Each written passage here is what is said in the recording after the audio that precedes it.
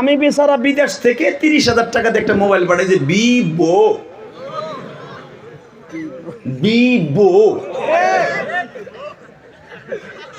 বুঝো নাই?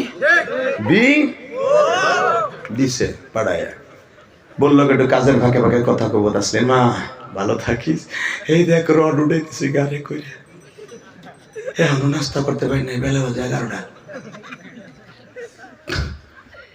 তাসলির মা, ও মা, মা আমরা তো একটা মায়ের সন্তান, মা আমি আপনাকে পাও ধরে ধরে যাই, যেই বেচারা এত কষ্ট ঠিক একটা মোবাইল পাঠাইলো, তার কষ্টের ঘাম ধরানো পয়সা দিয়া বেডার লাগে 1 মিনিট কথা কর না, এক্স বয়ফ্রেন্ডের সাথে ঘন্টার পর ঘন্টা হচ্ছে কি পাকা চি চি মারে।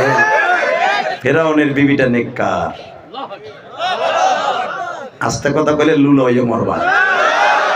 হে যুবক, জীবনে হাতায় লুলো পাবে না। তুই যার সাথে সেটিং করস, রাত বইরা কেতার মধ্যে কুতকুত খেলাস, ওইটারে পাবি। জোরে ক, পাওয়ার লেগে জোরে কইছে তো খুবই, এবার জোরে কইস, আল্লাহকে খুশি করে। রেডি, লিল্লাহি তাকবীর। এরপর এবার যতবার বল আল্লাহু আকবার, জোরে বলবা তো। এবার আওয়াজটা বাড়া তো একটু, মাস্টারটা হালকা বাড়া, টন্ডা বাড়া, ব্যাসটা কমা। এই তাকাও এইদিকে। 1,30,000 বাচ্চা মারার পরে দেখবেন যে যত বড় নেতা ও খায় বৌরাতের গুতা। কথা কর না কেন? এমপি, চেয়ারম্যান, মেম্বার, কোটিপতি, শিল্পপতি, এক বড় মেয়েও বৌরাতের ভাত খাইতে পারে না। আর গ্যাঞ্জাম করতে গেলে মাংস মনে করেন কথা কয় না, যদি কয় চুপ, তুই জনগণের টামিটা আমারটা মিটা চুপ, তোর এক পুটা দিয়ে কিন্তু শেষেলাম একবার, তো শেষেলাম একবার, তো চেয়ারম্যান কিন্তু শুনে দেবো বেটা ডরে কয় ঠিক আছে তুই যা কবি তাসলি তাই ঠিক।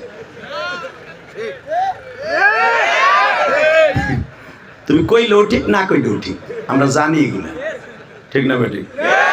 চেয়ারম্যানের বউ আমার কাছে নালিশ করে, এমপির বউরাও নালিশ করে, আমরা এগুলো জানি। ঔষধ দেওয়ার সিস্টেম আমার কাছে আছে। ওই যে কালামপুর ইমাম সাহেব কত বড় বড় শিল্পপতি রে পানি ভাড়া দিবেন কয় কে, আমি হয়ে থাই আমার বউ কলবালিশ আর একজনের সাথে পরকিয়া করে। কথা কন না কেন? জোরে কন। এই রোগে বর্তমানে মা বোনদের কেমন ভাবে ধরছে, প্রত্যেকটা সংসারে আজকে আগুন লেগে গেছে। কথা বল না কেন? এই যে মহিলারা আইছে, কিছু মেডিসিন দেওয়ার দরকার না? দিমু দেই। স্বামী বেচারা বিদেশ থেকে 30,000 টাকা দিয়ে একটা মোবাইল পাঠাইছে, বিবো বিবো, বুঝো নাই?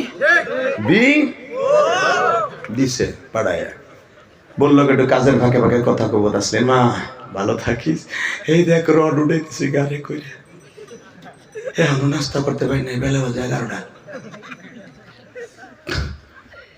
তাসলির মা, ও মা, মা আমরা তো একটা মায়ের সন্তান, মা আমি আপনাকে পাও ধরে ধরে যাই, যেই বেচারা এত কষ্ট ঠিক একটা মোবাইল পাঠাইলো, তার কষ্টের ঘাম ধরানো পয়সা দিয়া বেডার লাগে 1 মিনিট কথা কর না, এক্স বয়ফ্রেন্ডের সাথে ঘন্টার পর ঘন্টা হচ্ছে কি পাকা চি চি মারে। কেন কথা কর না কেন? বর্তমানে কিছু হিজড়া বেডা আছে, হিজড়া যুবক আছে, বউরে দিয়ে টিকটক করে পয়সা কামায়। কথা কর না কেন? বউরে শরীর দেখায় ডলার কামাছে, হারামি। অবশ্যই তোর মা তোরে জন্ম দিয়ে কোথাও ভুল করছে, তা না হলে তোর মা যদি তোর পেটে রেখে নামাজ পড়তো, কোনদিন তোর বাপ তোর মারে পেট বার করে রাস্তায় বের করে নাই। এই সভাপতি সাহেবের স্ত্রী বুড়া হয়ে গেছে, এখনো পর্যন্ত বোরকা ছাড়া বের হয় না, তোর মাও বের হয় না, যারা টিকটক করার বউরে দিয়া তালাশ করে দেয়। তোর দাদিও কোনদিন বোরকা ছাড়া বাইর হয় নাই। অবশ্যই তোর বাপের মধ্যে ভেজাল আছে, তা না হলে কোনোদিন তোর বউরে দিয়ে ব্যবসা করাইতে পারছ না। আজকে যুব সমাজ ধ্বংস করে দিচ্ছে এই টিকটকের কারণে। এমন এমন নেকেট নেকেট ব্যবসা করে ফেসবুকে। এই সম্পর্কে আমার যুবক বাইরে কয়, হুজুর কই এনে আপনারা কইলি দম্বু কই, গত বছর জ্বালাইছে প্রিন্স মামুন আর লায়লা, এই হারামি দুইটাই জ্বালাইছে। এখন আবার আর তারপরে জ্বালাইছে মুস্তাক, আর একটা জানাই কিনা টিশা না নিশা, তো গোটাই ধর। আমার মনে কয় এইগুলারে অতি তাড়াতাড়ি অ্যারেস্ট করা উচিত, তা না হলে চাচা আপনি রাগ করতে পারেন, আপনার নাতিটা নষ্ট হয়ে যাইব। আপনার নাতিটা 16 বছরে পেলা ও লাইলার মতো একটা খুঁজবো পয়সার লাগা। আল্লাহ গজব থেকে আমার যুবক কোমলমতি বন্ধুদেরকে হেফাজত করো। ফেসবুক একটা ইবাদতের জায়গা যুবক, মনে করিস ফেসবুক কিন্তু একটা ইবাদতের জায়গা। তুই যদি আব্দুর রহমান সুদাইসির কিরাতকে শেয়ার করস, যত মানুষের শুনবে সওয়াব হবে। এই সিরাজি সাহেবের ওয়াজ তুই যদি শেয়ার করস, আমি ইলিয়াস রহমান জিহাদের ওয়াজ শেয়ার করস, খালেদ সাইফুল্লাহ আইবির ওয়াজ শেয়ার করস, হাফিজ রহমান সিদ্দিকের ওয়াজ শেয়ার করস, আল্লাহর কুতুব সারমনের ওয়াজ যদি শেয়ার করস, কসম করে বলে যাই যতগুলো যুবক একটা কথা শুনবে, একটা কথা কমলে শোনার বিনিময়ে মাজলিসু ফিকহাতিন খায়রুম মিন ইবাদাতি 60 সানাতা। মজলিসে বসার পরে একটা হাদিস শুনে যদি 60 বছর ইবাদত করার সওয়াব পাইতে পারে, ইউটিউবে শুনাও মনোযোগ সহকারে শুনলে 60 বছরের না পাও 30 বছর হয়তো পাবে। পারবি না? খারাপ কোনো জিনিস শেয়ার করবি না ইনশাআল্লাহ বলেন। আমি আমার মাদেরকে বলবো, মা কোনোদিনও স্বামী রেখে অন্য পুরুষের সাথে ফেসবুকে কথা বলেন না মা, আপনার স্বামী অনেক কষ্ট করে টাকা কামায়, ঠিক না বেটি? আল্লাহ আমার মা বোনদেরকে হেফাজত করেন।